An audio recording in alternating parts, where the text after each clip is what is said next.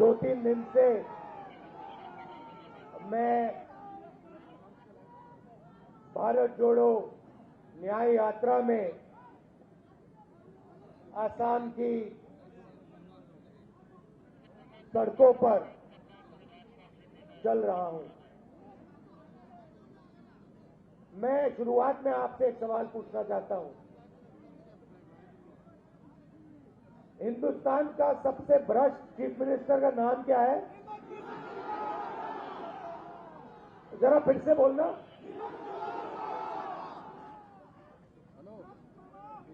ये बड़ा टैग है, जहां भी जाके पूछो। ये आप मत सोचो कि ये सवाल मैंने सिर्फ आपसे पूछा है। मैं ये सवाल कोने कोने में पूछ रहा हूं। हिंदुस्तान का सबसे भ्रष्ट चीफ मिनिस्टर कौन है? और जो ये देखो, छोटे बच्चे, बुजुर्ग लोग, माताएं बहनें, युवा, बेरोजगार युवा, किसी से भी पूछो हिंदुस्तान का सबसे भ्रष्ट चीफ मिनिस्टर कौन है, ये आता है जवाब। अब यहां से 2-3 किलोमीटर पहले 20-25 बीजेपी के कार्यकर्ता नेता झंडा लिए हमारी बस के सामने आ गए। मैं बस से निकला, वो भाग गए।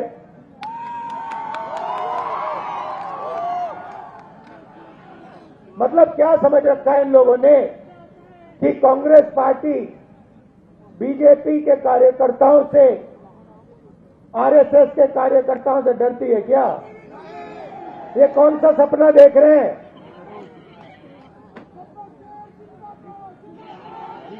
जितने हमारे पोस्टर फाड़ने हैं, फाड़ लो।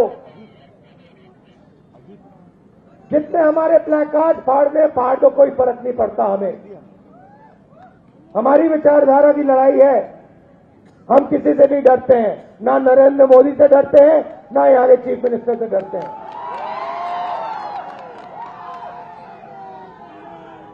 मगर बीजेपी के नेताओं को असम के युवाओं को बताना चाहिए कि आज असम के किसी भी युवा को रोजगार क्यों नहीं मिलता है। यहां के युवा स्कूल जाते हैं, प्राइवेट स्कूल में जाते हैं, जेब से पैसा देते हैं। उसके बाद कॉलेज जाते हैं, यूनिवर्सिटी जाते हैं, पढ़ाई करते हैं, कॉम्पिटिटिव एग्जाम लेते हैं और लाखों रुपए खर्च करने के बाद पता लगता है कि असम में युवाओं को रोजगार नहीं मिल सकता। कुछ भी कर लो, यहां पे आपको जॉब नहीं मिल सकता। इसका जवाब नरेंद्र मोदी और आपके चीफ मिनिस्टर को देना चाहिए। इसका जवाब नहीं देते हैं। आज मैं जो चाय के मैदान में काम करते हैं, मजदूर भाई जो चाय के मैदान में काम करते हैं, वो आए, मुझे कहते हैं कि बीजेपी ने अपने मैनिफेस्टो में वायदा किया था कि हमारा रेट बढ़ाएंगे, 350 रुपए का कर देंगे। मैंने उनसे पूछा क्या हुआ? कहते राहुल जी, बीजेपी ने हमसे सीधा अपने मैनिफेस्टो में झूठ बोला। फिर मुझे कहते राहुल जी, जब हम बीमार होते हैं, एम्बुलेंस तक नहीं मिलती है, हमें अपने जेब से पैसा देकर एम्बुलेंस में जाना पड़ता है। उससे पहले 4 युवा आए, मुझे कहते राहुल जी, हमारे जैसे 1,50,000 युवा हैं, हमने क्या गलती की? मैंने पूछा क्या हुआ? कहते राहुल जी, 1,50,000 युवाओं ने सालों आर्मी में भर्ती करने की कोशिश की, टेस्ट लिया, रनिंग की, फिजिकल किया, मेडिकल किया। हमने क्या गलती की? मैंने पूछा क्या हुआ? कहते राहुल जी 1,50,000 युवाओं ने सालों आर्मी में भर्ती करने की कोशिश की, टेस्ट लिया, रनिंग की, फिजिकल किया, मेडिकल किया। मोदी जी की सरकार ने हमें कह दिया, लिख के कह दिया कि आपको आर्मी में एक्सेप्ट कर दिया गया है। फिर कोविड आया, कहते हैं कि अभी ठहरिए, थोड़ी देर ठहरिए। कोविड आया है, कोविड के बाद में आपको आर्मी में लिया जाएगा। 3 साल 1,50,000 युवाओं को नचाया, कहा कि कुछ ही दिनों में हो जाएगा, कुछ ही दिनों में हो जाएगा। और फिर 3 साल बाद कहते हैं तुम्हें हम आर्मी में नहीं लेंगे, ना तुम अग्निवीर बन सकते हो, ना तुम्हारे लिए आर्मी में जगह है। 1,50,000 युवाओं ने आर्मी में जाने का सपना देखा था। असम में, नागालैंड में, अरुणाचल, कर्नाटक, यूपी, बिहार, मध्य प्रदेश, हर स्टेट में इन युवाओं ने अपनी जिंदगी के 3-4 साल दिए। हिंदुस्तान की आर्मी कहती है कि हमने तुम्हें एक्सेप्ट कर लिया। 3 साल बाद हिंदुस्तान की सरकार कहती है तुम्हारे लिए हिंदुस्तान की सेना में जगह नहीं है। तो यह सुनने को मिल रहा है। किसान आते हैं, कहते हैं खून पसीना लगा देते हैं हम, 24 घंटे खेत की देखभाल करते हैं, मेहनत करते हैं, रात को सो नहीं पाते, और फिर जब टाइम आता है अनाज को बेचने का टाइम आता है, हमें पता लगता है कि हमें सही रेट नहीं देती सरकार। ये आपके साथ हो रहा है। मेरे मीडिया के भाई बैठे हैं, खड़े हैं यहां पे, इनकी गलती नहीं है। ये जूनियर लोग हैं, कैमरा चलाते हैं, रिपोर्टिंग करते हैं। मगर मैं आपसे पूछना चाहता हूं, असम के टीवी पर आपने कभी बेरोजगारी पर डिबेट देखा है? कभी महंगाई पर डिबेट देखा है? कभी किसानों के बारे में डिबेट देखा है?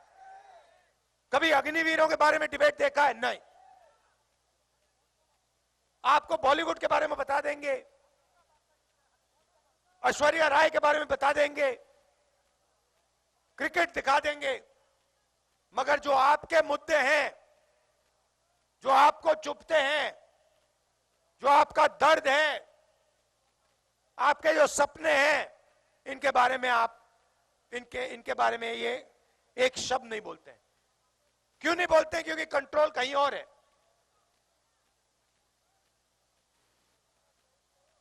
पूरे के पूरे मीडिया को कंट्रोल कर रखा है बीजेपी के नेताओं ने, और जो वो चाहते हैं मीडिया पे आता है। इसीलिए हमने निर्णय लिया कि और कोई रास्ता नहीं है, हमें कन्याकुमारी से कश्मीर तक चलना होगा, और इसलिए हम 4,000 किलोमीटर कन्याकुमारी से कश्मीर चले, 4,000 किलोमीटर।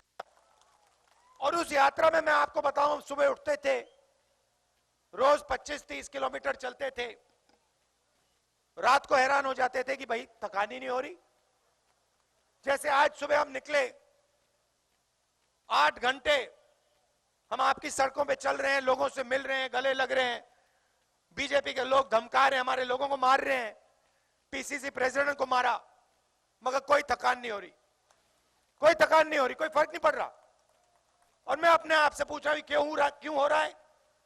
ये इसलिए हो रहा है कि असम की जनता का प्यार, असम की जनता की शक्ति हमारे साथ है, ये इसलिए हो रहा है। और इसलिए मैं आपका धन्यवाद करना चाहता हूं। हम यहां भारत जोड़ो न्याय यात्रा में आपकी बात सुनने आए हैं। लव यू ब्रदर, आपके हम बात सुनने आए हैं, किसानों की बात, मजदूरों की बात, बेरोजगार युवाओं की बात, जिनको सेना से हटाया गया उनकी बात, और अंत में 15-20 मिनट हम अपनी बात रखते हैं। और असम की जनता ने, मैं आपको बता रहा हूं, पिछले 2-3 दिन में दिल खोलकर हमें, दिल खोलकर प्यार दिया है। ये 10-15 लोग हैं बीजेपी वाले, झंडे लिए घूमते हैं, नारे लगाते हैं, मगर असम का जो आम आदमी है, जो युवा है, माताएं बहनें हैं, किसान हैं, मजदूर हैं, इन सब ने दिल खोल के हमें प्यार दिया है, पूरी की पूरी शक्ति हमारी यात्रा में दी है।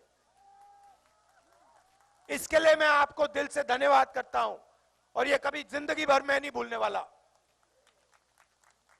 और देखिए, बहुत बड़े नेता आए हैं, बड़े बड़े नेता आए हैं, बड़े बड़े नेता चले गए हैं, और जितना उनमें अहंकार होता है, जिनके उनके दिल में नफरत होती है, उतनी जल्दी वो जाते हैं, गायब हो जाते हैं।